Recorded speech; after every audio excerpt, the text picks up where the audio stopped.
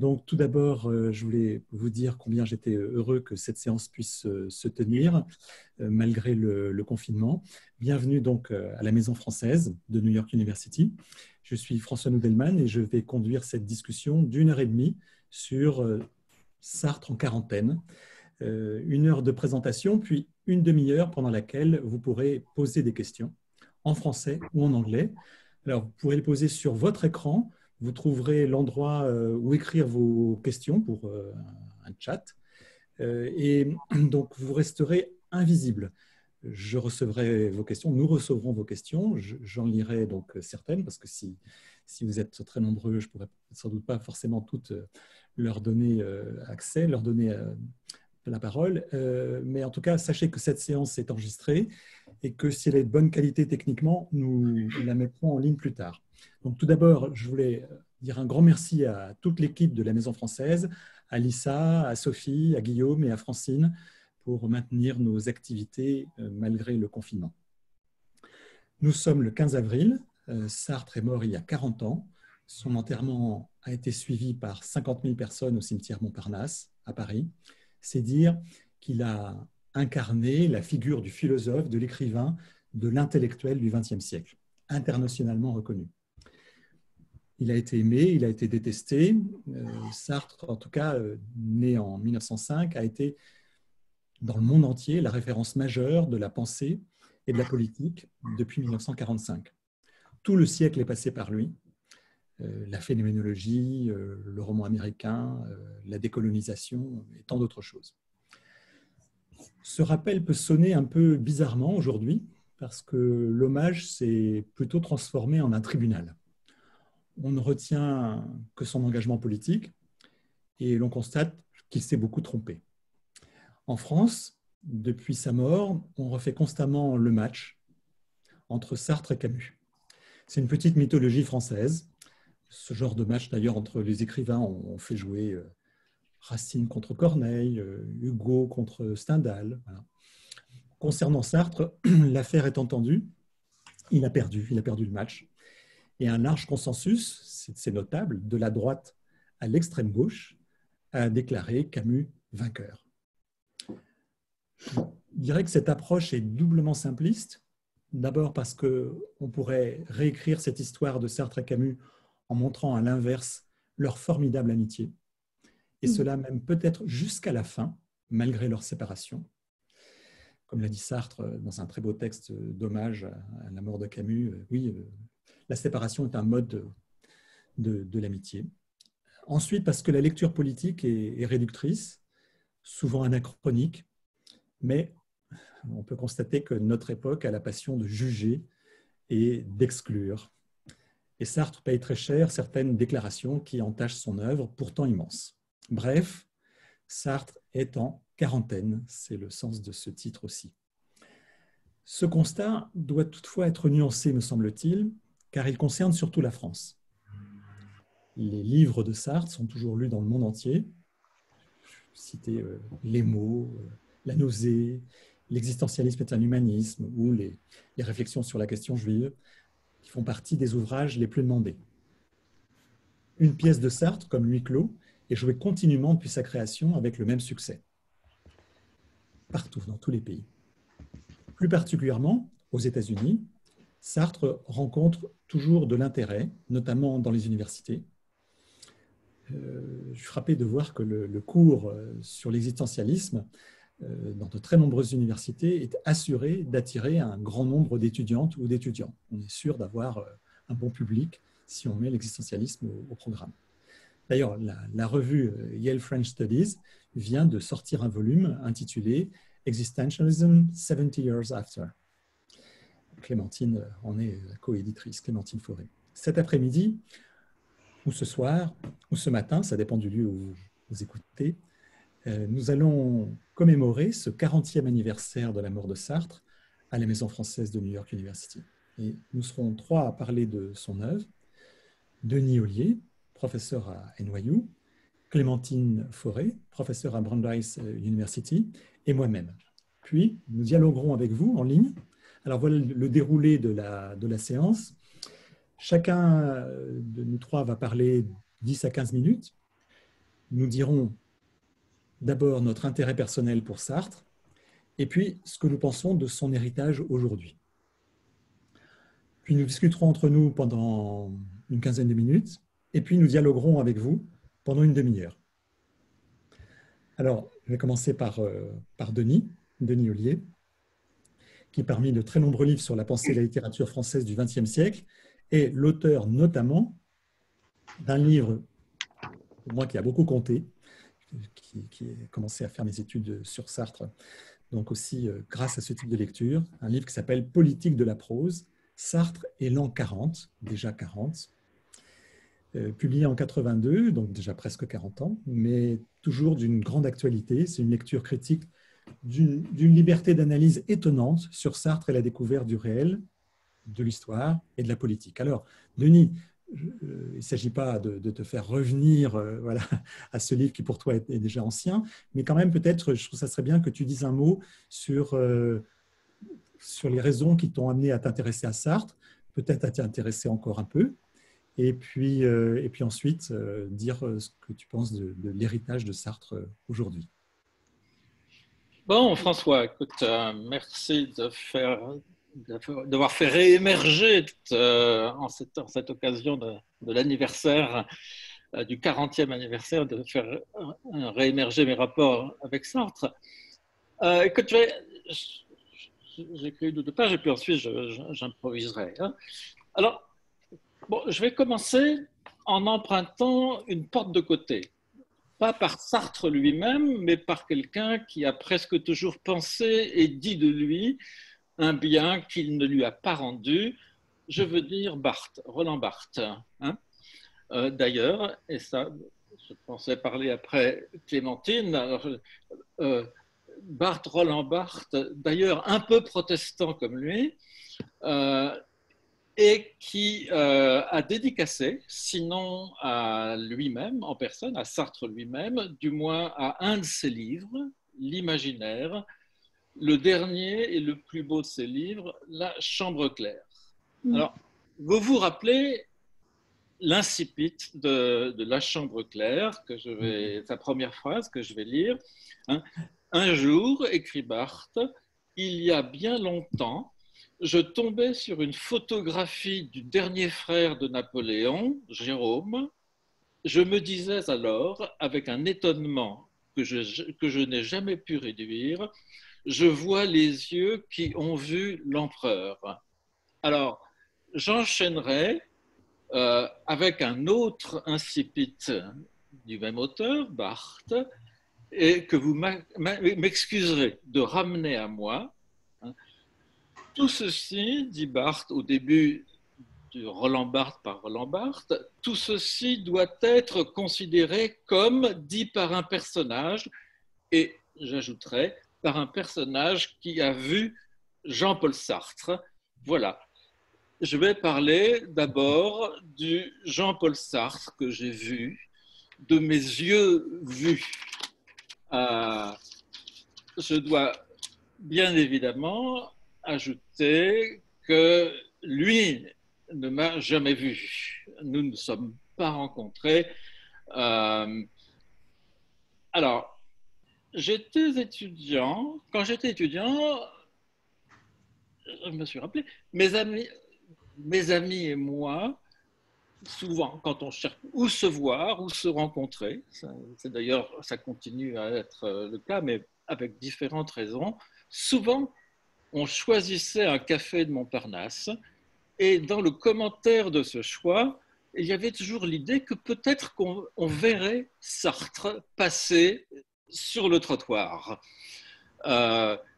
Et effectivement, j'ai souvent vu Sartre, hein, que je l'avais déjà lu, à la Coupole, quelquefois avec Giacometti. Hein, et cette association, disons, de Sartre avec cette géographie urbaine de Paris m'a fait venir un souvenir. Lorsque j'ai enseigné aux États-Unis depuis longtemps et j'étais à Berkeley, en Californie, quand j'écrivais mon livre sur Sartre, un livre d'ailleurs au milieu duquel, si j'ose dire, Sartre est mort.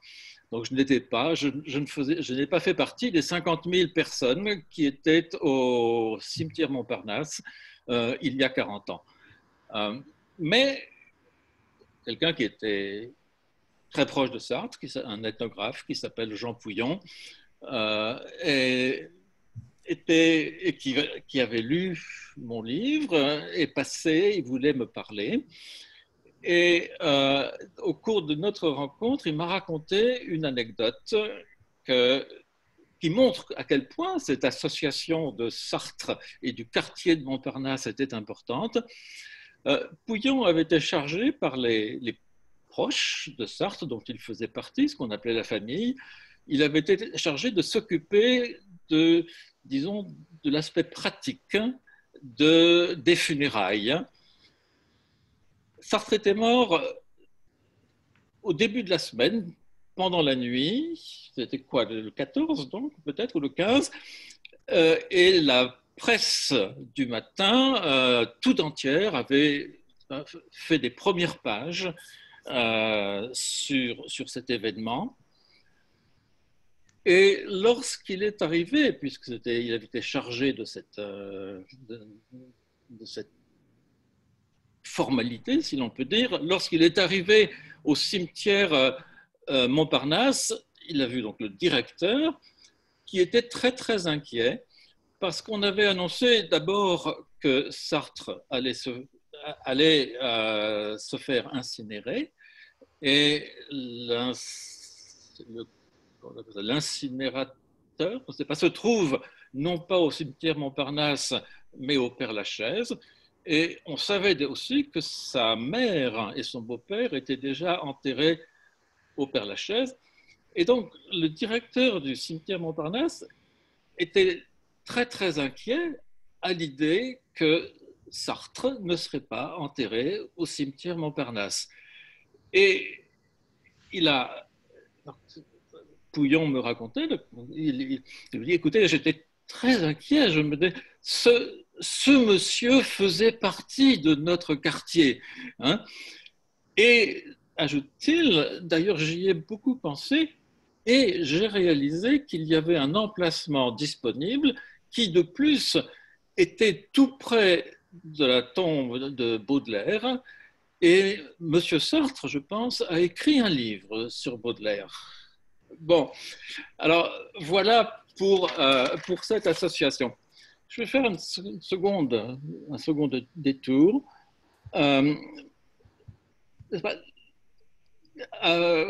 Peut-être par Proust et par le Contre Sainte-Beuve de Proust. Quand on résume le Contre Sainte-Beuve de Proust, souvent on dit que Proust reprochait à Sainte-Beuve la recherche biographique, des archives, des correspondances, c'est-à-dire dans des écrits qui sont différents de l'œuvre. Bon, en réalité, c'est mon interprétation, ce qui est en jeu chez Proust, c'est autre chose, c'est la mondanité de Sainte-Beuve. C'est-à-dire que Sainte-Beuve, au lieu d'être un écrivain qui s'isole et qui fait une œuvre, Sainte-Beuve a passé son temps à aller dans des salons, à rencontrer des gens. Et ce qui est important ici, c'est l'opposition entre un écrivain vivant et un écrivain mort. Et ce qui est effectivement très important chez Sainte-Beuve, c'est la distinction entre deux pratiques critiques. La critique du vivant, hein, ce qui se passe dans les journaux, hein, le dernier livre qui vient de sortir, ou les interviews, hein, et la critique, disons, académique. Et pour moi, mon rapport à Sartre a toujours été, évidemment, ou d'abord été celui à Sartre vivant. Sartre était quelqu'un qui était vivant, qui publiait. J'attendais, et les grandes années de ma découverte de Sartre, c'est le début des années 60. avec des textes qui pour moi sont, dans le fond, les textes dont je me sens le plus proche, comme la préface à Aden Arabi de Nizan. Je ne connaissais pas le nom de Nizan avant que Sartre ne préface sa réédition. Un autre texte également qui m'a beaucoup marqué, c'est le texte sur Merleau-Ponty que Sartre a publié dans le numéro spécial des Temps modernes. Et c'était en même temps des textes, je dirais, qui, bien que les mots soient un chef-d'œuvre, ont une note autobiographique qui presque me touche plus parce qu'elles ne sont pas centrées sur lui. Il ne se défend pas, ou il ne s'attaque pas. Hein. Il parle d'amitié profonde, intellectuelle, contexte historique.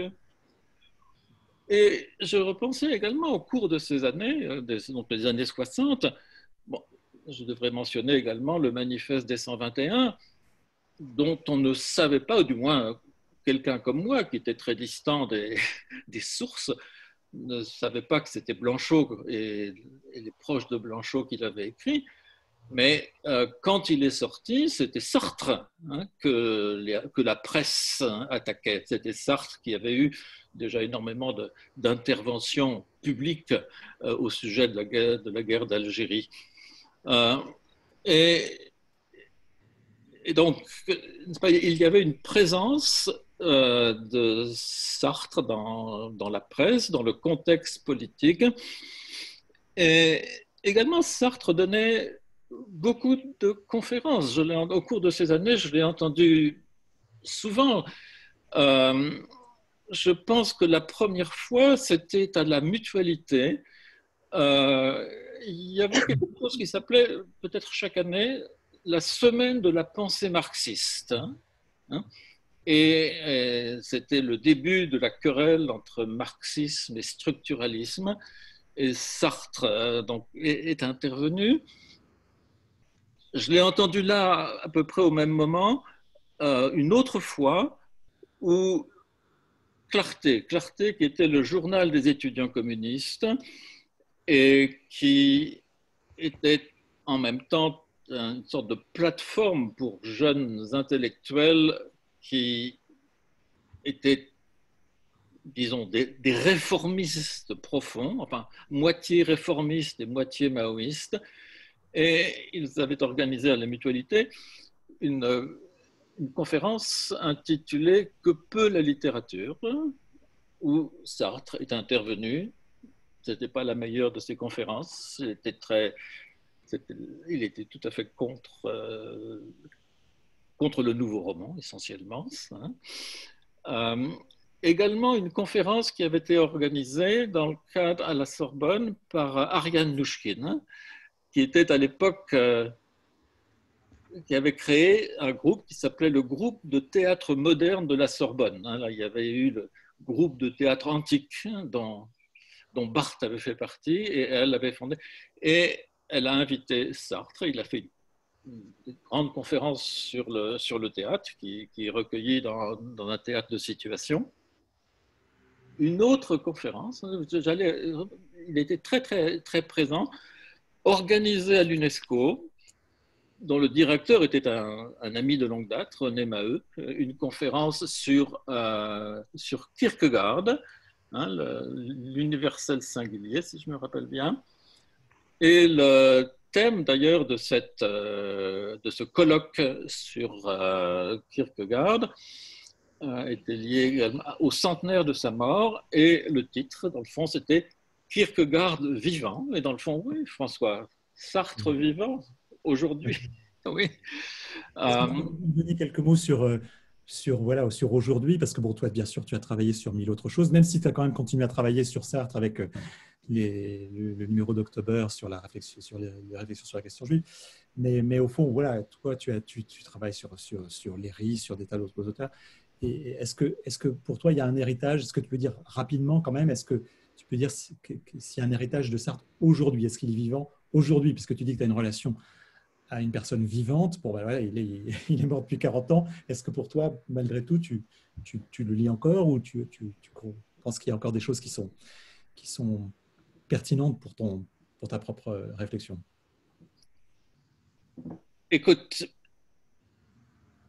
bien sûr, alors, dans mon développement intellectuel, je dirais les années 60 sont des années où Sartre a commencé à, en fait, intellectuellement, à être marginalisé. Hein. Et c'est une époque où, n'est-ce pas, qui est-ce qui apparaissait? C'était, j'ai parlé de Barthes, il y a Foucault, Althusser.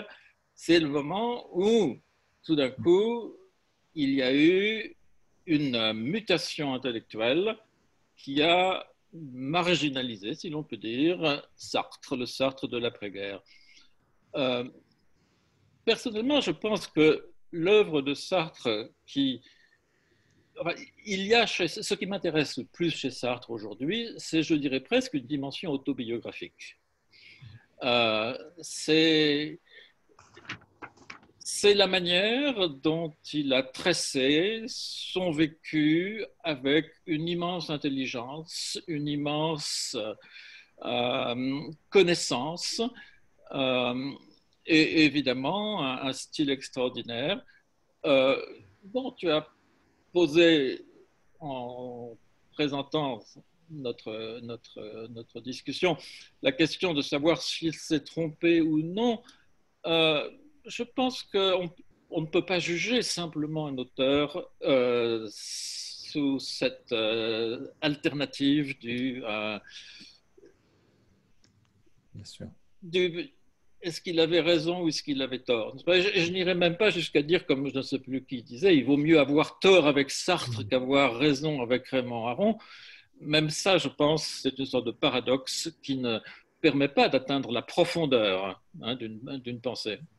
Alors, merci, Denis. On va peut-être rediscuter de tout ça tous les trois. Et je voudrais entendre maintenant Clémentine Fauré. Donc, Clémentine fait partie d'une jeune génération qui travaille sur des auteurs comme vous travaillez sur Gide, Sartre, Barthes, et notamment sur leur relation au protestantisme. C'est un livre qui c'est un peu de ce Sartre protestant que je vais parler aujourd'hui. D'accord. Voilà. Alors, pour rebondir sur l'idée de quarantaine et puis sur ce qui m'attache à Sartre, alors, il y a bien sûr la quarantaine politique avec Sartre contre Camus, le procès à l'envers, mieux vaut avoir eu raison avec Aron mieux vaut avoir eu tort avec Sartre que raison avec Aron, etc. Et puis, il y a aussi la quarantaine littéraire, avec ce reproche qu'on fait à Sartre beaucoup de n'être pas un vrai écrivain, de s'occuper d'idées et pas d'écriture, de s'occuper plus de contenu que de forme, et plus de l'esprit que de la matière même de l'écriture. Alors, je me rappelle un apostrophe en 1984 avec Marguerite Duras qui déclare à un Bernard Pivot un peu interloqué « Sartre n'a pas écrit, pour moi, il n'a pas su ce que c'était écrire ». Et moi, c'est d'abord l'écrivain qui m'a attachée à Sartre. Quand à 15 ans, j'ai lu les mots, ça a d'abord été la révélation d'une écriture incomparable. Il y a un article de Philippe Solers sur les mots qui s'appelle « Vitesse de Sartre ». Et c'est exactement ça qui m'a happée chez Sartre. C'est cette écriture qui va très vite. Et ça va très vite parce qu'on a affaire à un sujet qui se traverse et se reprend constamment, qui refuse de s'instituer et qui revient sur ses fondations et qui refuse de se fonder. Et c'est très particulier. Et quand on entre dans cette vitesse, quand on prend ce train, surtout à 15 ans, c'est tout le rapport à soi qui en est changé. Donc, ce qui est intéressant, en fait, et là, on en vient à ce qui, en ce moment, m'occupe chez Sartre pour mon livre et qui va m'occuper là pour ce dont je vais parler, c'est que la vitesse du texte, la fuite en avant du petit Sartre dans les mots soit lancée par la guerre religieuse. Et cela peut surprendre chez un écrivain aussi viscéralement athée que Sartre, mais le mouvement perpétuel sartrien est, en tout cas dans les mots, constamment rattaché à la grande querelle entre le catholicisme et le protestantisme, qui a longtemps informé l'histoire culturelle française et qui ordonne toute l'enfance de Sartre. Le paysage de son premier texte jamais publié, qui s'appelle L'Ange du Morbide, qui date de 1923, s'ordonne autour de cette grande division religieuse. Je le cite, « Sur le plateau, un village altveillère avait poussé, soigneusement divisé, comme tous ceux du Haut-Rhin, en deux parties, le hameau catholique et le hameau protestant. Chacune avait son église et les maisons se groupaient soumises autour des deux clochers. Sartre, donc, il le rappelle souvent dans les interviews, et c'est au cœur des mots, a grandi dans une famille à moitié catholique et à moitié protestante, entre sa grand-mère et sa mère catholique, et son grand-père protestant, Karl Schweitzer. Au tournant du XXe siècle en France, cette hybridité religieuse n'est pas du tout insignifiante. Le phénomène a été bien étudié par les historiens, mais toute la modernité politique française s'est construite contre le catholicisme en s'appuyant précisément, entre autres, sur les protestants, toute petite minorité qui a embrassé l'idéal républicain et qui a été extraordinairement active sous la Troisième République, donc à l'époque où Sartre grandit et devient l'écrivain qu'il est devenu. L'école laïque française, par exemple, ferment de la République moderne, a été fondée par des protestants, souvent anciens pasteurs ou théologiens, comme Karl Schweitzer lui-même, pasteur manqué, c'est l'expression de Sartre, qui est devenu un pédagogue célèbre et qui a participé au dictionnaire pédagogique de Jules Ferry. Toute une tradition de pensée, et c'est là que je vais en venir à l'héritage de Sartre pour moi aujourd'hui, donc toute une tradition de pensée, notamment tout un pan de la philosophie de la sociologie allemande, pense la modernité au prisme de la réforme protestante. Depuis Hegel, qui voit l'irruption de la subjectivité sur la scène de l'histoire, jusqu'à Max Weber, donc qui rattache la rationalité capitaliste et le désenchantement du monde, et plus récemment Habermas. Et c'est moins connu, et c'est un lien peut-être un peu insoupçonnable entre Sartre et Michel Foucault, mais Michel Foucault a également, dans ses textes tardifs, beaucoup réfléchi à la réforme, qu'il interprète, comme je le cite, une crise majeure qui a affecté l'expérience occidentale de la subjectivité. Dans l'effervescence des réformes plus ou moins radicales du début du XVIe siècle, qui sont notamment au cœur de la pièce de Sartre, Le diable et le bon Dieu, Foucault voit se constituer dans la révolte un nouveau sujet religieux. Il voit se reconfigurer complètement la subjectivité dans un nouveau rapport à la vérité, à l'institution, à l'autorité de l'institution et à soi-même. Et c'est un rapport essentiellement critique. C'est ce qu'il appelle l'attitude critique, l'attitude de modernité qui est pour lui incarnée par la réforme. Et donc, voilà, c'est à ce Sartre que j'aimerais en venir aujourd'hui à travers les mots, parce que je crois qu'il a beaucoup de choses à nous dire, en fait. Et Sartre, qui se décrit dans les mots comme écartelé entre, je cite, deux mystiques contradictoires, n'est pas seulement l'homme siècle, en qui s'incarne la grande querelle religieuse qui a emmené l'histoire française, mais plus profondément peut-être, il est le sujet que traverse la grande division moderne, c'est-à-dire le grand déchirement critique de l'universalité religieuse. Et je crois que l'actualité de Sartre, que ce qu'il peut nous dire en ce moment, a à voir avec cela, avec cette réflexion sur la modernité, sur la généalogie religieuse de la modernité et sur ce qui nous a constitué comme sujet moderne. Donc là, je voudrais regarder un petit peu les mots en détail avant d'ouvrir un petit peu sur le présent. La généalogie de l'écrivain Sartre s'inscrit dès les toutes premières pages de son autobiographie dans une guerre de religion domestique.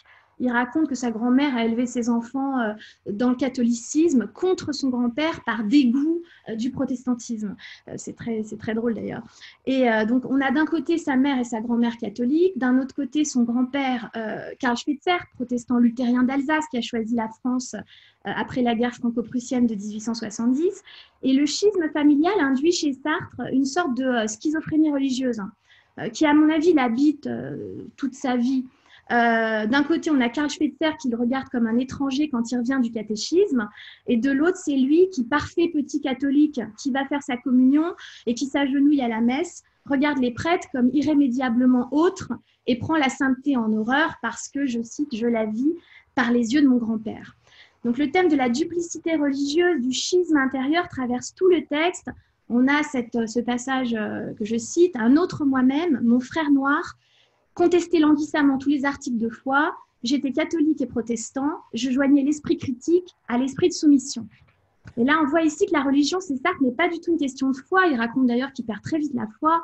Elle relève de ce qu'il appelle un esprit, c'est-à-dire d'une attitude, d'une structure de la subjectivité.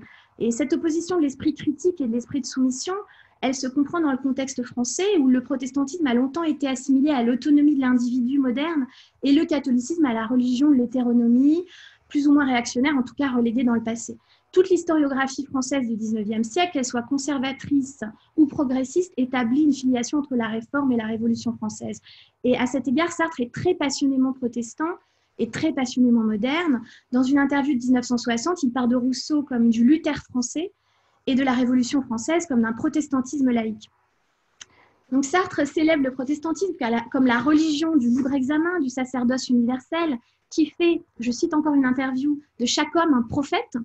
En désacralisant l'Église comme institution, la Réforme déchire le réseau de connexion et de médiation concrète que les sacrements et les rituels catholiques, de la doctrine de la transsubstantiation à la figure sacralisée du prêtre, donc tous ces sacrements, tous ces rituels, ne cessent de tisser entre le croyant et Dieu, entre le monde visible et le monde invisible, et entre le sujet et l'objet.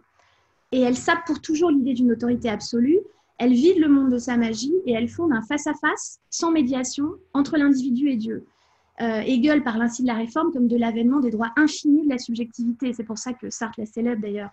Et cette promotion de la subjectivité, et je pense que son héritage est là, par-delà les médiations et les intermédiaires, c'est un aspect qui est fondamental pour Sartre. Il y réfléchit dans son œuvre, il est célèbre dans ses interviews. Je cite une interview de 1960.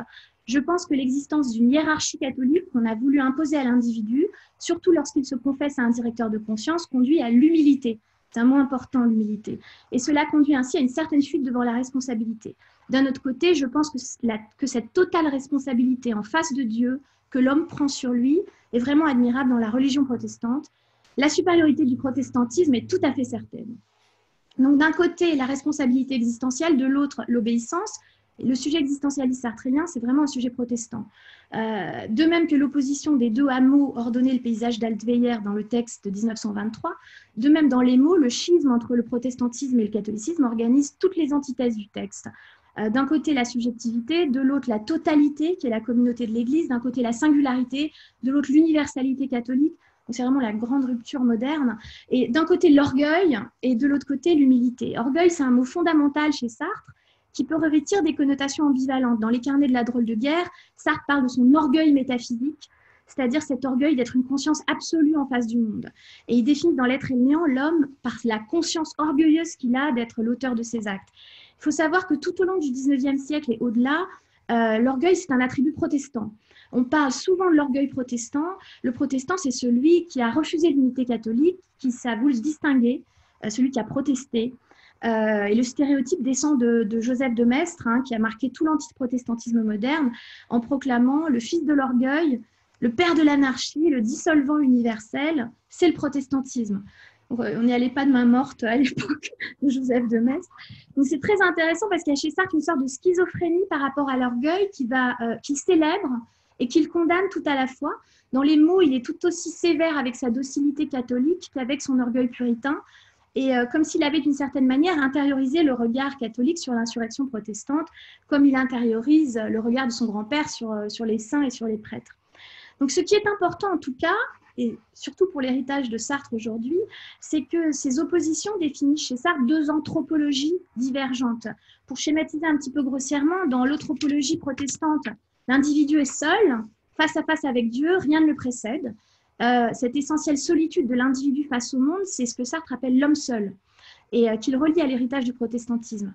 Je le cite dans une interview, « Il est certain qu'en général, je me suis plutôt mieux entendue dans la vie littéraire avec des protestants ou avec des lecteurs protestants qu'avec des lecteurs catholiques. Nous nous sommes trouvés tout à fait en accord quand il s'agissait de l'homme seul. » Alors, l'essentialisation, qui est ce moment où l'on renonce à l'invention de soi et à l'authenticité existentielle pour assumer une essence que nous donnent les autres, et qui est pour ça que la grande malédiction, l'essentialisation, donc, elle est à l'opposé de l'homme seul, elle est du côté catholique, parce qu'elle est toujours une incorporation à une totalité préexistante. Ça, c'est l'anthropologie catholique, où l'individu est pris dans une totalité connectée, un tissu de médiation, n'est pas seul face à face avec Dieu. La messe catholique, c'est le lieu où l'on est, comme l'écrit Sartre au début des mots, soumis à la foi des autres, c'est-à-dire d'emblée incorporé dans une communauté totalisée qui nous préexiste. Quand à la fin des mots, Sartre dénonce son imposture, à savoir la sacralisation de l'écriture, prélevé sur le catholicisme, le sacré se déposa dans les belles lettres, écrit-il, Sartre invoque de nouveau la foi des autres et il emploie une expression qui dit justement cette incorporation, je fus d'église. Il fait écho au prêtre déchiré du diable et le bon Dieu, Heinrich, qui répète plusieurs fois dans la pièce « Je suis d'Église », c'est-à-dire de la Sainte Église, ma mère, corps sacré dont je suis membre. Donc être de mauvaise foi pour Sartre, c'est toujours, en dernière analyse, se résoudre à n'être que le membre d'un corps consacralisé.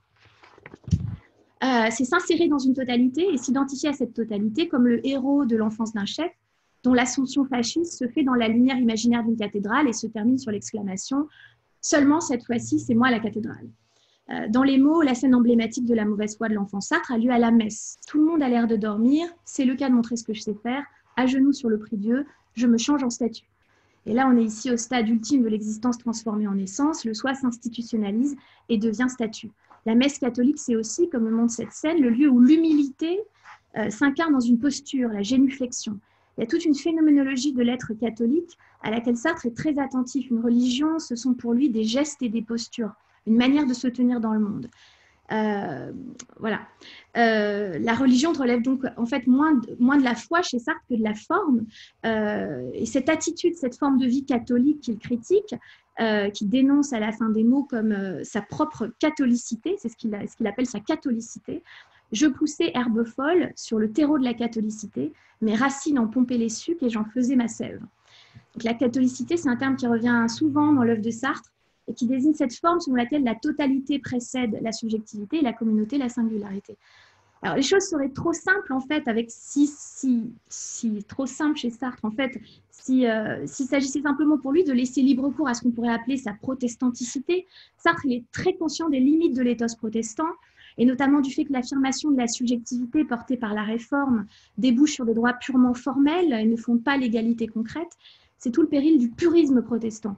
Il y a une grande partie de l'œuvre de Sartre qui est préoccupée par ce dangereux vertige de la pureté. Je pense aux mains sales, par exemple. Il est très conscient, et tout d'abord chez lui-même, de la solitude princière du sujet orgueilleux, du sujet protestant. Il parle lui-même d'orgueil protestant, de son élitisme et de ce qu'il peut très vite verser dans l'idéalisme abstrait. Et le reproche d'abstraction, il a d'ailleurs longtemps été fait aux protestants, à qui l'on reprochait d'avoir un rapport purement moral, un rapport abstrait à Dieu, un rapport non enraciné, non incarné. Et je me demande d'ailleurs si toute cette idée du Sartre qui ne sait pas écrire, qui est trop abstrait pour s'engager vraiment dans l'aventure matérielle de l'écriture, donc c'est le reproche de Duras, je me demande si en dernière analyse, ça ne vient pas d'un vieux fond de catholicité française, en fait. Mais bon, en tout cas, on a chez Sartre une conscience très aiguë de ce que l'affirmation moderne de la subjectivité perd en fraternité humaine, en universalité concrète. Et toute la vocation de l'écrivain dans les mots va se dégager comme un effort pour réconcilier les deux mystiques, à savoir la prédestination orgueilleuse d'un seul et l'humilité de tous les hommes frères, membres d'un même corps. Je cite là une phrase où il essaye de concilier les deux mystiques. En moi, la certitude du croyant le plus humble, donc l'humilité, devint l'orgueilleuse évidence de ma prédestination, l'orgueil protestant. Pourtant, chez Sartre, la contradiction ne se résout jamais. Chez Sartre, le protestant est toujours là qui critique le catholique et vice-versa.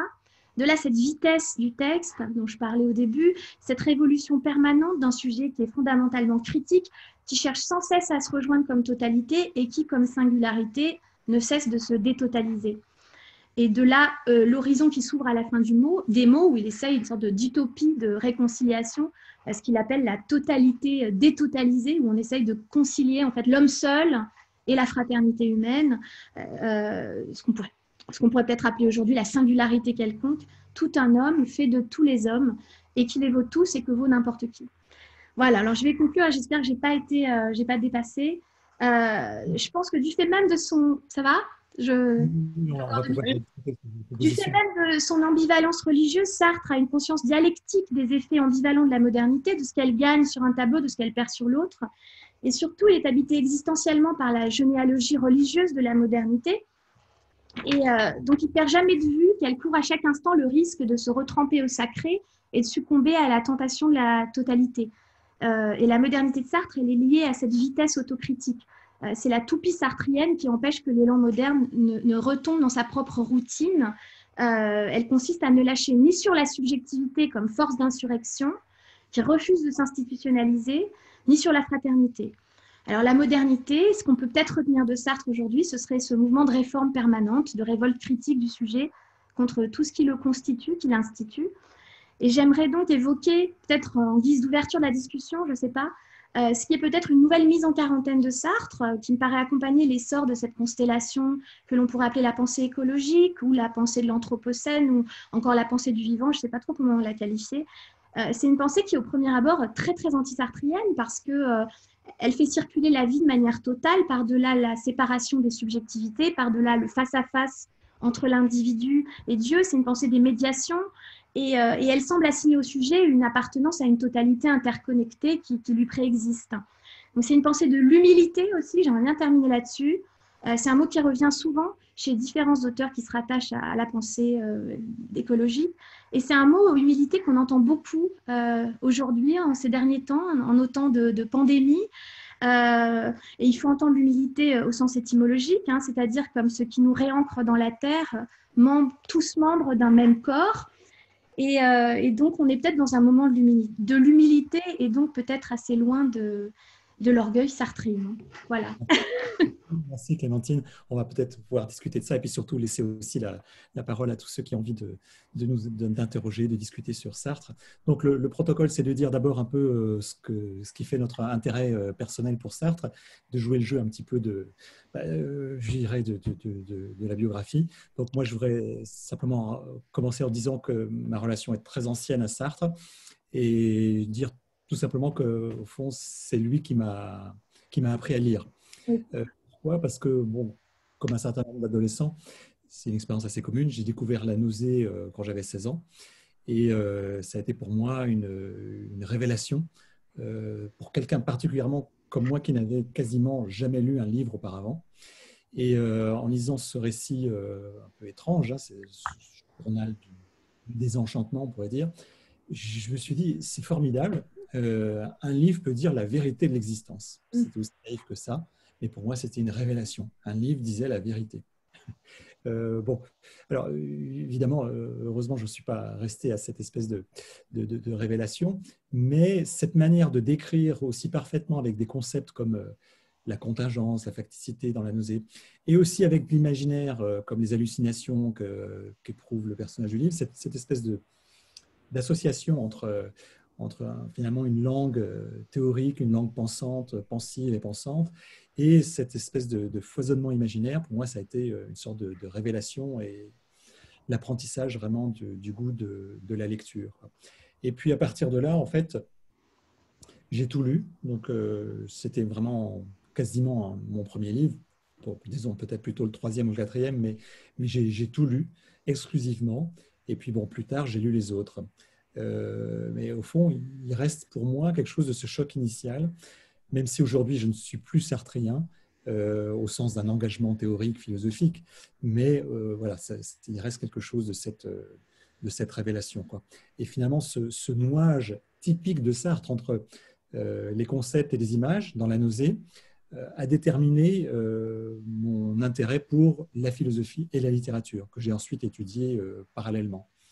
Ma thèse de philosophie, d'ailleurs, portait sur le rôle de la métaphore dans les concepts. Et ça, c'est parti vraiment de la lecture de la nausée, et puis ensuite de Sartre.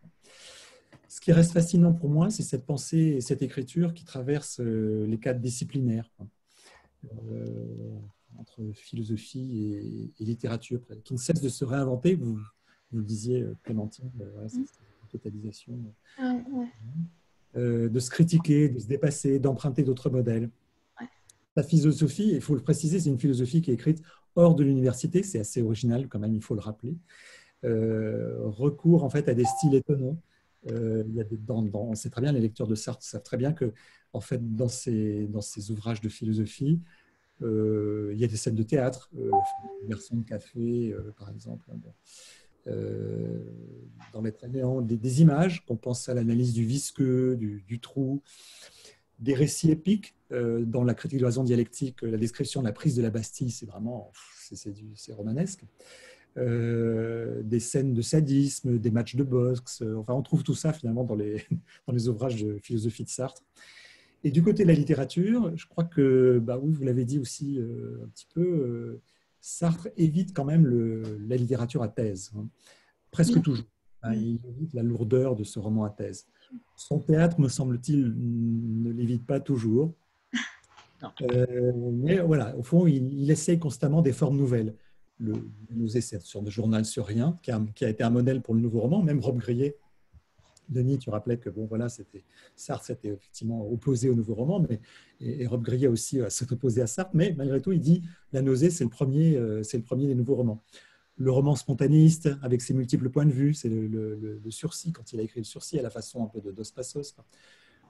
On pourrait dire même le roman vrai, l'idiot de la famille, la reconstitution aussi, mais aussi des vies de Flaubert, mais comme il l'avait fait avec Baudelaire et Genet, c'est aussi une forme romanesque, quoi. Donc il invente quand même des formes, quoi. Ce qui est frappant et déroutant, mais ça on pourra peut-être en discuter, me semble-t-il, c'est que Sartre n'a pas de style propre. Je dis de style propre, parce que Clémentine, il ne sait pas écrire. Moi, je pense qu'il sait magnifiquement écrire, mais il me semble qu'il n'a pas de style propre. C'est-à-dire, il emprunte constamment, il butine, il fait son miel du style littéraire et philosophique des autres, et puis il passe à autre chose dès qu'il a épuisé sa référence.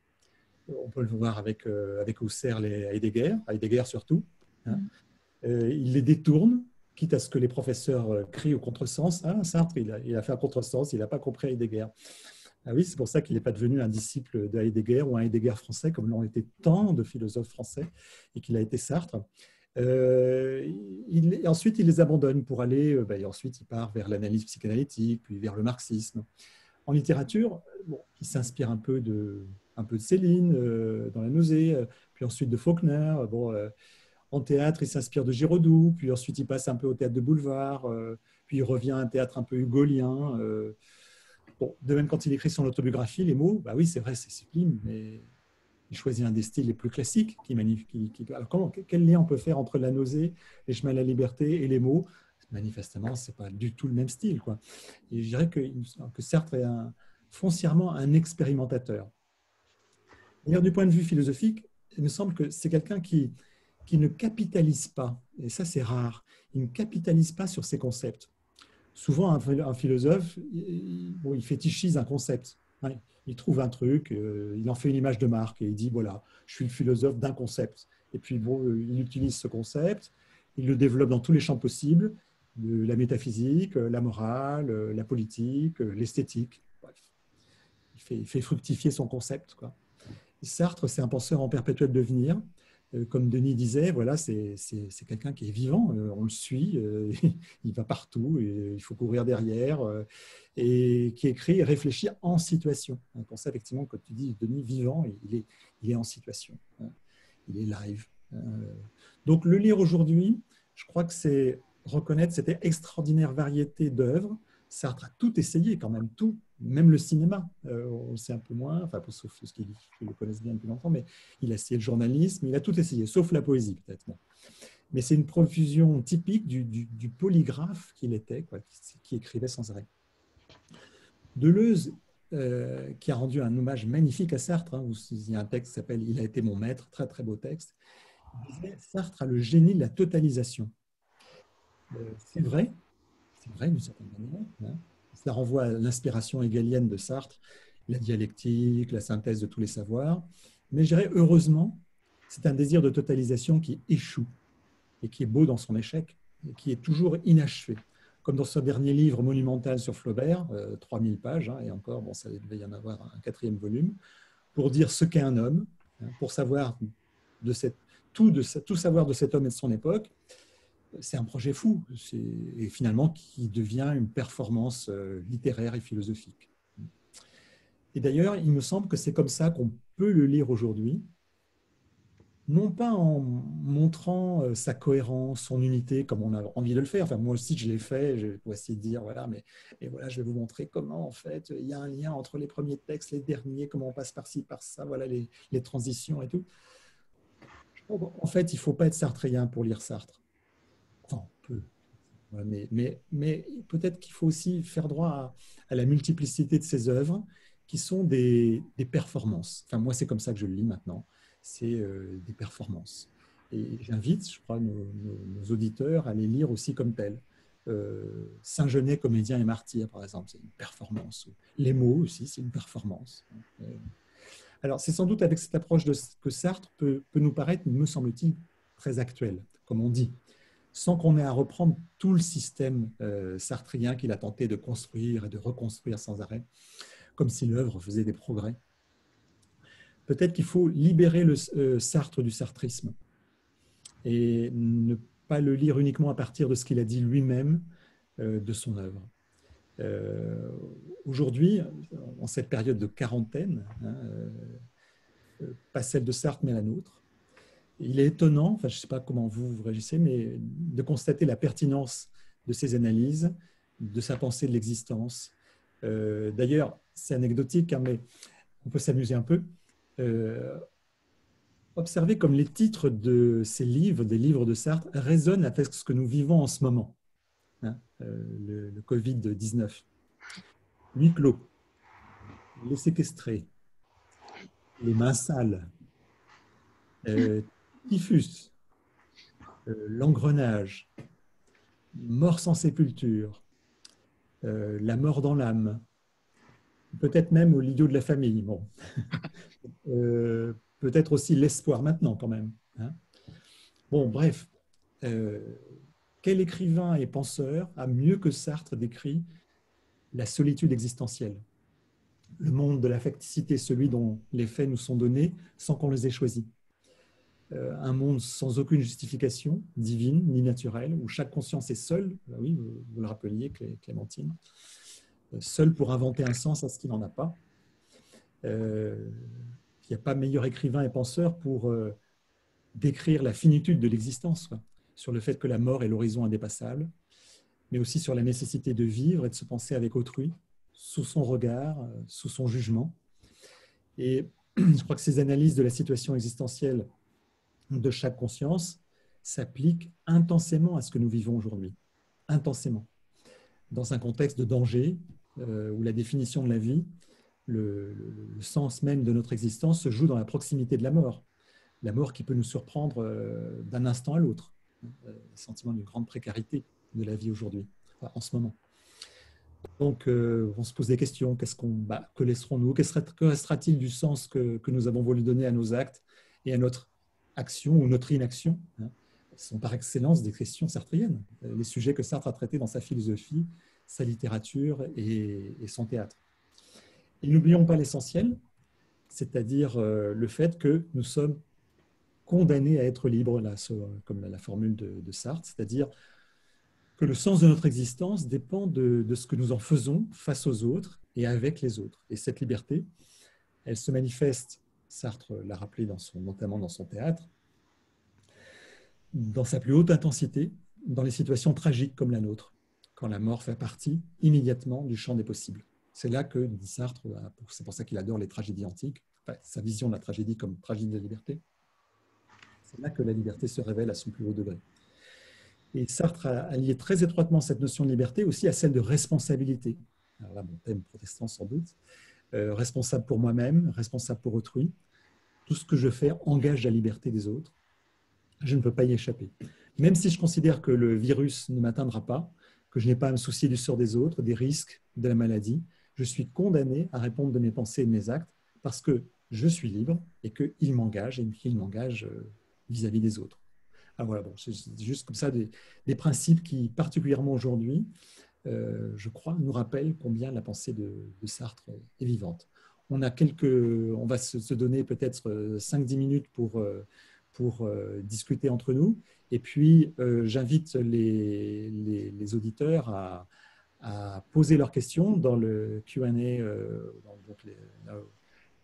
qui est à leur disposition sur l'écran. Il faut cliquer et puis ensuite inscrire la question. Et puis ensuite, je les reprendrai. Donc, je vous laisse réagir. Peut-être Denis, parce que je pense que tu avais pris par le temps, tu avais beaucoup de choses d'autres à dire. Écoute, je trouve ça passionnant. Il y a un mot qui m'est venu dans la tête. Une des hantises de Sartre, ça a été la récupération. Oui. C'est un penseur. Bon, il y a une solitude de Sartre qui est très très différente, à mon avis, de la génération qui a suivi et qui est liée au fait que, d'autrefois, il n'a pas eu une carrière universitaire. Oui. Et c'est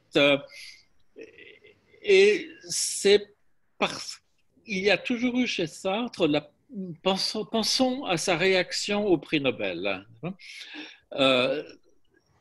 C'est pourquoi comment est-ce que je peux accepter ça? Je ne suis pas quelqu'un qui reçoit. La reconnaissance est toujours une méconnaissance. Et donc, il y a chez Sartre une énergie qui lui fait se fuir d'une certaine manière. Et c'est un petit peu, tu vois, dans le fond, ce que tu évoquais aussi quand tu parlais des métamorphoses. C'est le côté gidien, presque, le modèle gidien de Sartre, le protéiforme, qui est lié au fait également qu'il ne finit jamais. Ce qui m'a frappé longtemps quand je travaillais sur Sartre, c'était tous ces livres qui finissent à mi-chemin. Voilà. Donc, c'est une pensée qui, aujourd'hui encore, résiste ou doit mettre en question tout effort de réification, tout effort de récupération dans une formule trop simple. Hein. Oui, oui, on peut rappeler parce que bon, tout le monde ne connaît pas forcément l'œuvre de Sartre, mais que voilà, les chemins de la liberté sont inachevés.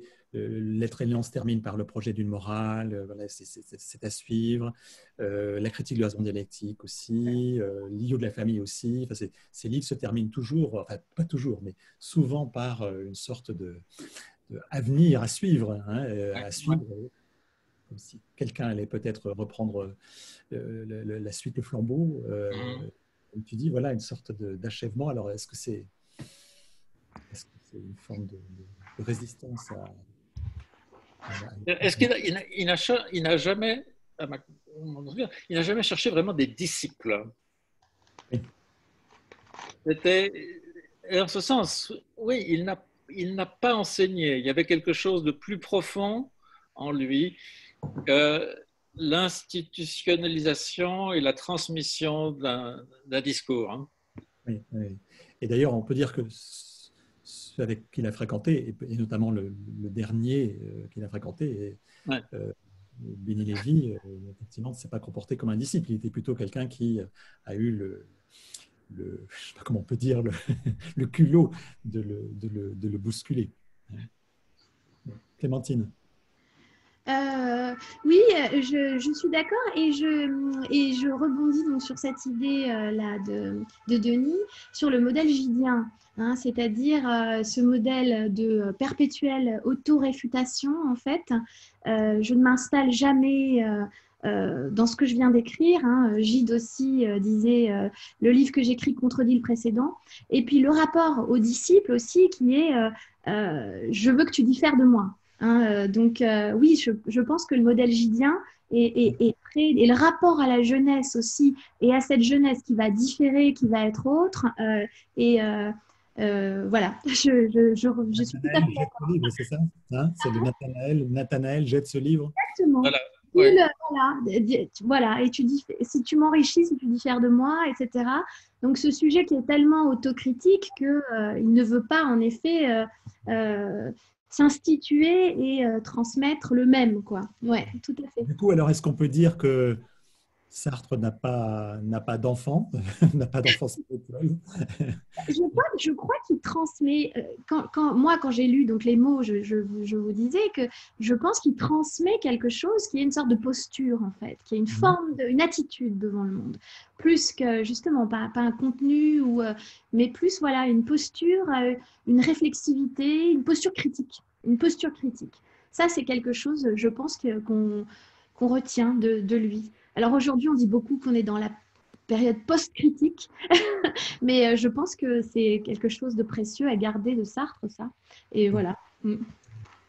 Juste pour dire un petit mot quand même sur cette postérité et cette actualité de Sartre. Donc, est-ce que vous constatez qu'il y a de nouvelles approches de Sartre, peut-être pas forcément sartriennes, d'ailleurs Clémentine, vous le représentez un peu aussi une manière tout à fait originale d'aborder la question justement religieuse. Oui. pas fréquent, hein. Donc voilà, vous incarnez aussi une nouvelle approche. Est-ce que vous constatez que, je ne sais pas, autour de vous, dans les étudiants qu'on a, etc., voilà, voilà, le regard change?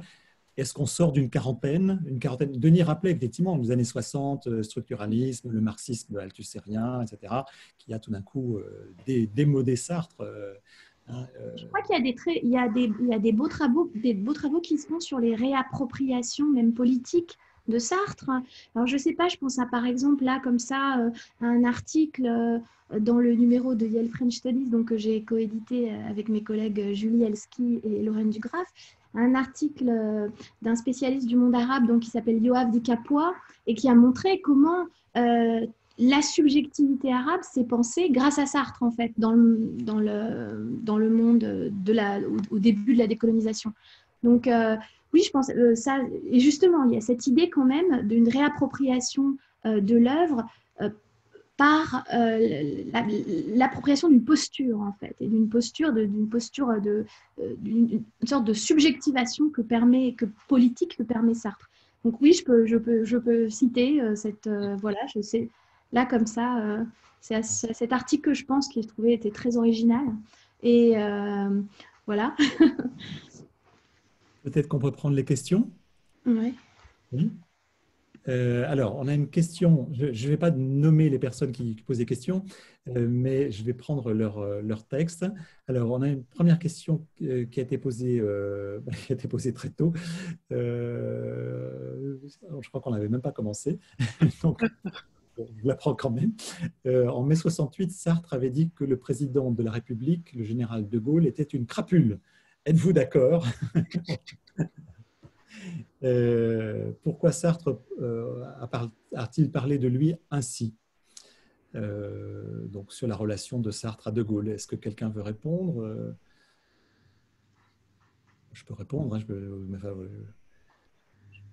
bon, on peut rappeler en tout cas qu'effectivement c'est il me semble, hein, je réponds spontanément, mais que c'est je sais pas comment dire, en tout cas une défiance très très très très ancienne, très très précoce à l'égard de Gaulle, que très vite après la guerre, Sartre résiste à ce qu'il appelle le gaullisme, et que le moment le plus critique, ça a été évidemment en 58, la constitution, le projet de constitution de 5e République, et voilà, et la relation très étrange de Gaulle à Sartre qui reconnaît une sorte de valeur intellectuelle qui en fait une sorte d'intouchable pour le fait qu'il ne peut pas le faire enfermer, quoi. Oui, oui. Je ne sais pas si vous voulez ajouter quelque chose. Il y a une question ensuite qui s'adresse à toi directement, Denis. Pourriez-vous parler davantage de la réaction de Sartre au nouveau roman? Est-ce qu'il s'agissait surtout des écrits de Rob Grillet ou des autres aussi? Bon, la conférence à laquelle je fais allusion, c'est une conférence où le nouveau roman était représenté, si je me rappelle bien, par Jean-Pierre Faye. Je crois mais il avait beaucoup été question, dans les cibles de Sartre, il y avait également Claude Simon. Il n'est pas sûr, Sartre disait quelque chose, dans le fond, Claude Simon écrit sur le temps et il n'ajoute rien à ce que Proust avait fait. On se demande même si Sartre avait vraiment lu ces auteurs. Je dirais qu'il y a là une situation vraiment édipienne où Sartre, c'est Sartre qui est la cible. C'est Sartre qui est la cible et ce qui intéresse la presse, ce qui intéresse l'édition à cette époque-là, c'est le nouveau roman. Et c'est le moment également où Sartre reçoit le prix Nobel, d'ailleurs, et où, au cours d'une interview célèbre donnée à la critique littéraire du Monde, Jacqueline Piatier, c'est là qu'il dit « Devant un enfant qui meurt de faim, la nausée ne fait pas le poids. » Donc, il y a une sorte de, n'est-ce pas, la littérature se dirige, à ses yeux, dans une direction de totale irresponsabilité politique. Oui. Denis, on peut quand même rappeler quand même qu'il a beaucoup soutenu Nathalie Sarraute. Ah oui, mais il n'y avait pas le nouveau roman encore. Oui, c'est vrai. Oui, Michel Butor, il aimait bien Michel Butor. oui, oui. Parce qu'il disait qu'il y voyait une sorte d'appréhension de la conscience. Oui. Bon. Si on analyse dans ce qui s'est passé dans ce que je décrivais comme cette espèce de coupure épistémologique des années 60, il y a ce qu'on a parlé, un logocentrisme, the linguistic, le tournant linguistique. Et Sartre, dans le fond, ne s'est jamais vraiment intéressé au langage. Il le manie avec une virtuosité extraordinaire, mais il n'a jamais été intéressé aux réflexions sur le langage. Et ce qui se passe en 60, c'est que le paysage, Derrida, Benveniste, le paysage est envahi, Bolanchot, dont on n'a pas parlé, est envahi par une réflexion sur le langage. Et Sartre a toujours été très allergique. Oui, il y avait l'intérêt pour Brice Parrain. Mais bon. Oui, mais précisément dans une lettre à Simone de Beauvoir, il dit oui, c'est quelqu'un qui s'intéresse au langage, comme si c'était vraiment la chose la plus inconcevable. Oui, oui. Alors, une question. Sartre a écrit sur la peinture, le Tintoret, etc. Pourquoi pas sur les compositeurs quand la musique l'a accompagné toute sa vie? Bon, j'y réponds rapidement. Bon, il a écrit sur les compositeurs, il a écrit notamment sur Schoenberg grâce à Leibowitz, et puis ensuite dans un entretien avec Michel Sicard, à la fin, il a écrit sur la musique contemporaine, sur Ligeti, sur Stockhausen, etc. Bon, voilà, il l'a quand même fait, mais c'est vrai que je crois que, bon, pour dire les choses très simplement, Sartre pratiquait la musique et, comme Barthes d'ailleurs l'avait remarqué, c'est deux choses complètement différentes entre pratiquer la musique et parler de musique, sauf chez certains comme Adorno ou Jankélévitch. Bon. Mais en tout cas, voilà, il distinguait. Pour lui, la musique, ce n'était pas une affaire de discours. Bon. On a une question très intéressante aussi que je trouve. Si Sartre n'a pas écrit de poésie, mais il publiait des poètes dans les temps modernes. Comment penser ce décalage, s'il y en a? Bon, on peut répondre à qui tu adresses la question. Oui. Oui, alors, c'est que la poésie dans les temps modernes, c'est Léris qui l'a fournie, c'est pas Sartre. Et la rupture ou la distance ou la tension entre Sartre et Léris s'est insinuée à cause de cela, à cause de la totale indifférence de Sartre à la poésie. Et d'ailleurs, cette distance s'est concrétisée assez rapidement par le fait que le livre de Sartre sur Baudelaire a été édité avec une introduction de Léris, qui est essentiellement une manière de dire que dans l'approche de Baudelaire par Sartre, la poésie n'existe pas. Il n'existe que la névrose de Baudelaire. Donc, c'est une bonne question, mais la réponse, c'est que ce n'est pas Sartre qui a choisi la poésie. D'ailleurs, je pense à ça parce que j'avais travaillé là-dessus sur les recueils sur les poètes antillais, martiniquais, Caraïbes. Et bon, c'est les risques, parce que ça a été des moments importants en 1948, et effectivement, c'est les risques qui s'en occupaient au temps moderne. Alors, une autre question. Ah oui, quelqu'un qui nous demande d'approfondir le rapport de Sartre au mouvement de libération, notamment en Algérie et à Fanon. Sartre-Fanon. Qui prend la question? Clémentine, vous avez commencé à y répondre. Oui, écoutez, j'ai dans un cours sur l'existentialisme justement qui s'appelait Inventing Oneself, donc s'inventer, on a étudié donc Fanon en parallèle avec Sartre et Et oui, je pense que justement, c'est toujours cette question du sujet, de l'insurrection du sujet, et aussi du rapport au regard de l'autre. Alors avec Fanon, c'est fondamental, hein, cette idée de ne pas justement se laisser essentialiser, donner une identité par l'autre. C'est quelque chose dont Fanon va s'emparer.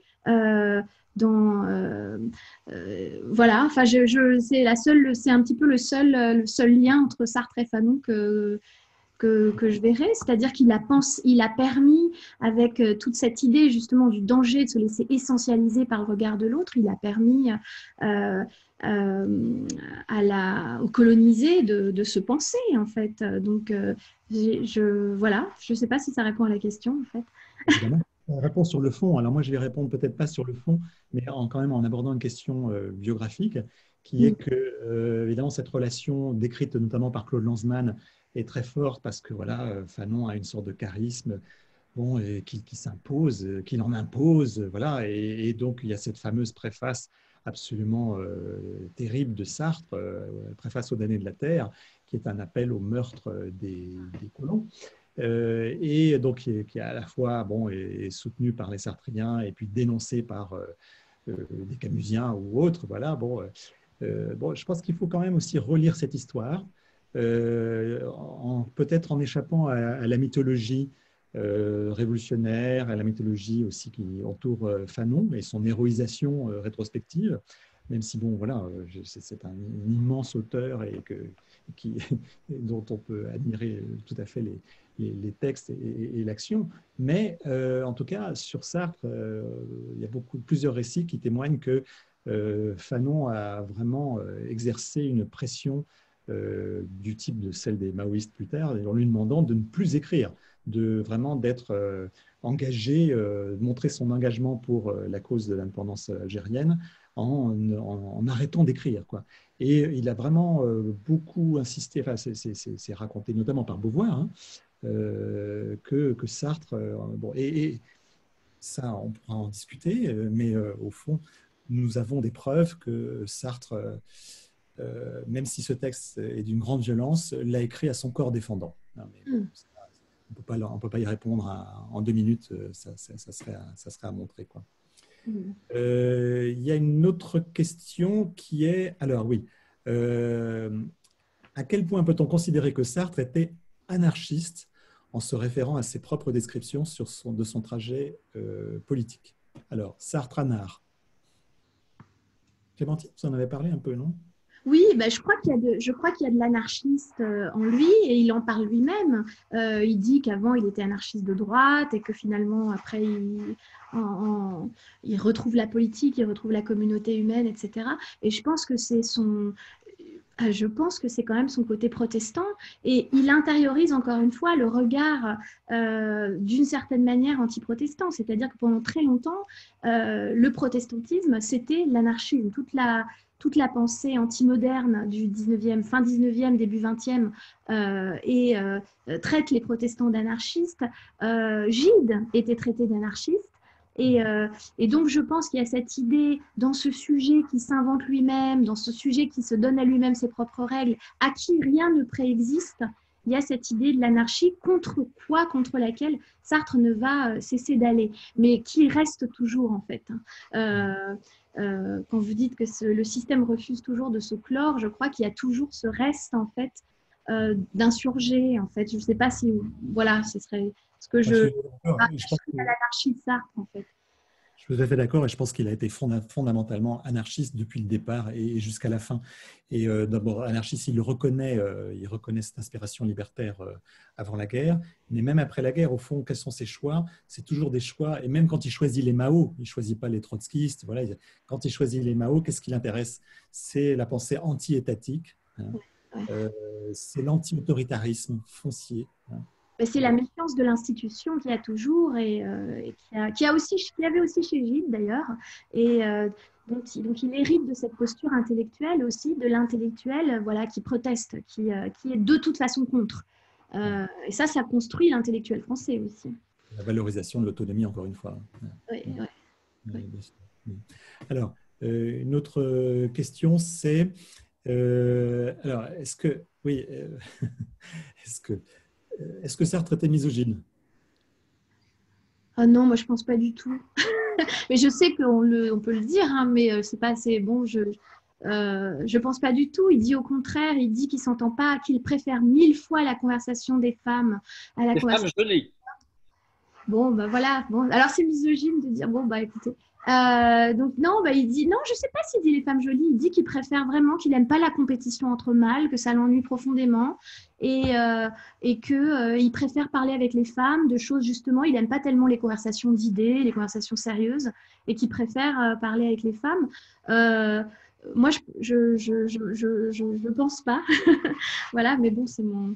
Ouais. Alors, Valentine, c'est vrai qu'il dit souvent ça, mais malheureusement, Denis pointe, je ne sais plus si c'est peut-être dans le film avec Conta, qu'il il lance une réponse où effectivement il dit qu'il aime la compagnie des jolies femmes. Oui. Ah bon, d'accord, d'accord. C'est parce qu'en fait, je pensais à des interviews que j'avais lues. Et Oui. oui, mais en même temps, dans ce même film, on voit Simone de Beauvoir qui le taquine énormément, qui dit que la première fois qu'elle l'a rencontré, c'était le plus sale et le plus laid, ou je sais pas quoi. Et donc, elle a l'air de très bien se défendre, en fait. Et donc, non, je ne sais pas. Non, je crois pas. Je citerai juste un passage que j'ai relu récemment à cause de toutes les règles qui circulent dans l'université sur le harcèlement sexuel. C'est que le premier exemple dans l'être et le néant qu'il donne, la première analyse sur la mauvaise foi, c'est une rencontre entre un homme et une femme, et c'est une analyse de la mauvaise foi d'une femme qui sait que l'homme est là pour la draguer et qui ignore tout et fait comme si elle ne le savait pas. Et c'est une analyse tout à fait frappante. Je dirais, elle est plus datée que misogyne, mais Voilà, je dirais plus ça. Voilà. mais c'est assez frappant dans le fond que, enfin, j'imagine simplement que ça soit un texte à commenter par tous les employés de NYU pour définir une situation de sexual harassment. C'est un exemple parfait. Oui, mais en même temps, toute sa philosophie a tellement permis justement, il me semble, euh, à, par exemple, de se libérer du fait d'être objectifié par un regard qui serait misogyne, etc. Donc, je trouve que c'est une question vraiment compliquée. Encore une fois, c'est une question de réappropriation de sa pensée. Moi, je trouve que c'est plutôt une philosophie qui libère et qui libère d'un regard qui peut objectifier. Il fait très, très sensible à ça. Donc, après, voilà, je dirais. Et puis par ailleurs, c'est vrai qu'il disait qu'il s'entendait beaucoup plus avec les femmes et qu'il passait beaucoup de temps donc, avec sa mère, avec sa fille, avec Simone de Beauvoir. Donc voilà. Non, c'est vrai, non, c'est-à-dire que moi, tout ça, je ne veux pas approfondir, mais comme le disait François, c'est qu'il avait en même temps le sentiment que les conversations entre hommes sont des conversations compétitives. Exactement. Et donc ça, Alors je ne que, sais pas du tout. alors que ce qu'il aime chez la femme, c'est que dans le fond, elle est moins ambitieuse, elle est jolie, Ah, elle est, ah, vous croyez. Bon. oui, psychologiquement, moi, oui. Oui. Mhm. Pas par nature, en tout cas. Hein. Ouais. Bon, en tout cas, En même temps, il a été tellement, par exemple, quand on parle de ses rapports avec Simone de Beauvoir, Simone de Beauvoir avait une très grande autorité sur lui. Elle lui a fait réécrire le premier manuscrit de La Nausée, etc. Je pense qu'il fait Non, confiance. tu as raison. Ouais, ouais, ouais, ouais, Donc, ouais. bon, peut-être une ou deux dernières questions, parce qu'on a dit qu'on on terminait à 4h30. Alors, il y a une question sur, oui, la tension entre engagé et désengagé. Ça, effectivement, c'est une suggestion que j'avais faite, que je fais, effectivement, c'est revenir sur la question de l'engagement chez Sartre. Hein. Et peut-être considérer qu'à un moment donné, Sartre a chaussé des semelles de plomb parce que, comme il le disait les carnets de la drôle de guerre. Il faut être fait d'argile et je le suis de vent. Et bon, Denis aussi a beaucoup écrit là-dessus. Je pense qu'une des réponses, c'est aussi ce que tu montres, Denis, sur le côté, il faut se plomber comme au reste dans les mouches. Hein. Du coup, il y a je crois, une tension. Il s'oblige à écrire ensuite des choses vraiment très, très lourdes qui ne lui donnent aucun plaisir. Alors, je pose la question à Clémentine, est-ce que ça a quelque chose de protestant Peut-être le fait d'aller contre soi-même, en fait. Et aussi la culpabilité, ou ça c'est aussi catholique, hein, je ne sais pas si... Non, mais... Oui, mais je pense qu'il y a cette idée, il y a toujours cette idée qu'il ne faut surtout pas être orgueilleux et vouloir être tout seul, et qu'il faut être parmi les hommes, seul parmi les hommes. Donc peut-être il y avait cette idée que l'engagement, les semelles de plomb, ça allait vous réancrer dans une certaine humilité, même s'il dit à un moment qu'il n'aime pas le terme. Peut-être le fait d'aller contre soi-même aussi, ça ce serait peut-être quelque chose, le fait de penser contre soi, voilà, je dirais ça. Oui, oui, oui. Bon, il y avait aussi cette fameuse thèse de Jean Kelevitch, thèse un peu psychologique, mais disons que le surengagement de Sartre venait aussi d'une sorte de sentiment de culpabilité par rapport à la guerre d'Espagne, par rapport à l'occupation et le fait de ne pas avoir été à la hauteur de ce qu'il aurait voulu faire. Voilà, parce que il ne s'agit pas de dire que, évidemment, qu'il n'a pas été résistant dans l'âme, mais bon, c'est aussi un débat sur cette tension entre engagement et désengagement. Oui, non, c'est vrai. Ouais. Il y a une question pour Clémentine sur quel numéro des... J'ai répondu par... c'est 135-136. Voilà. 135-136. Ouais. Oui. Sorti, oui. Là, au début de l'année, oui. Ouais. D'accord. Bon, je crois que peut-être qu'on pourrait dire comme mot de conclusion, suggérer un livre à lire. Oui, il y a une dernière question. Peut-être Sartre prend la défense des Juifs, la défense des homosexuels, la défense des colonisés, se mettre du côté de la marginalité des exclus. Est-ce que ça vous semble un engagement de nature protestante? Est-ce un modèle d'engagement intellectuel? Je pense que l'expérience... Alors, c'est compliqué chez Sartre parce qu'il est à moitié catholique et à moitié protestant. Mais il y a très certainement l'expérience du minoritaire est filtrée chez lui par sa différence protestante, très certainement. Hein, avec cette idée en plus que le catholique, c'est l'universel, et donc cette idée qui va valoriser la différence. Par ailleurs, il y a dans l'histoire moderne française, dans l'histoire culturelle, des affinités assez fortes entre les juifs et les protestants, donc qui ont été les deux minorités sur lesquelles s'est appuyée la République quand elle s'est construite contre le catholicisme. Et donc, il y a d'ailleurs un livre d'un historien qui s'appelle Patrick Cabanel sur les juifs et les protestants, les affinités électives.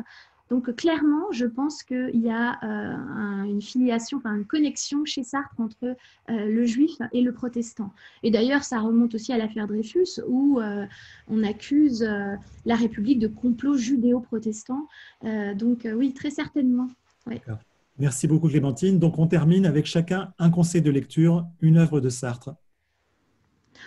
Écoutez, moi, je suis très biased. Hein, je dis les mots, en fait.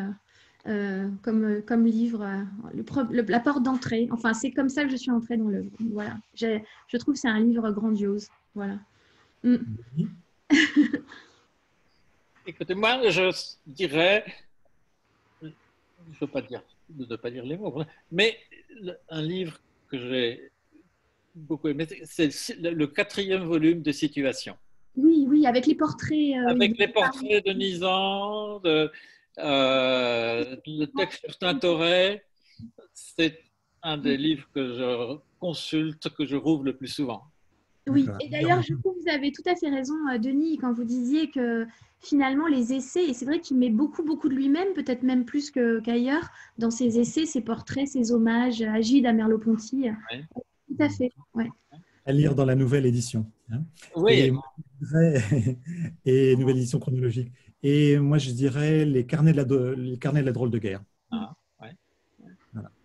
Donc, vraiment, enfin, je trouve parce que on n'a pas l'impression qu'il écrit forcément pour être publié. Il y a quelque chose d'une authenticité, c'est un mot voilà, qui est très critiquable, mais il y a quelque chose de vraiment pour le coup de vécu. Et alors pour le coup, là, ce que disait Clémentine, une non-complaisance à soi. S'il y a vraiment quelqu'un qui n'a pas été complaisant à lui-même, c'est vraiment Sartre, je trouve. Oui, tout à fait. Tout à fait. Bon, merci Clémentine, merci Denis, et merci à tous ceux qui sont restés avec nous. Et donc, lisez Sartre, profitez de ce confinement pour redécouvrir ce grand penseur, ce grand auteur.